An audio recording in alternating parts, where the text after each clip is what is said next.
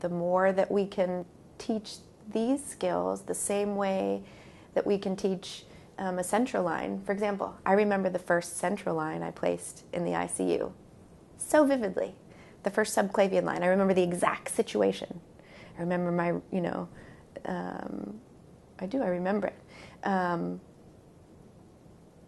I wish that I could remember the very first conversation I had, but I think what that tells you that I can't. I can remember sort of a slew of them, but I think what that tells you is that there wasn't a moment where I was sort of pausing, thinking what I knew I should do, how to do it, and running through any sort of checklist in my mind.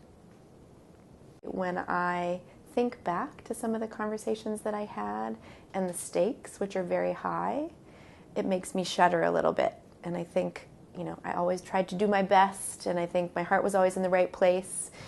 But I think a lot comes with experience. I think all of these kind of conversations, you can, get a teaching module or learn about them. I think the only way to truly perfect them is after years and years and years of practice.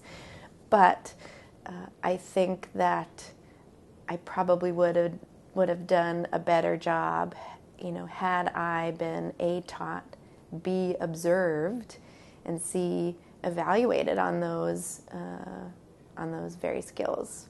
The way that you communicate with the people you take care of is by talking and by getting to know them. You could be the most skilled person with your hands, right, in their fields, for which that is incredibly important.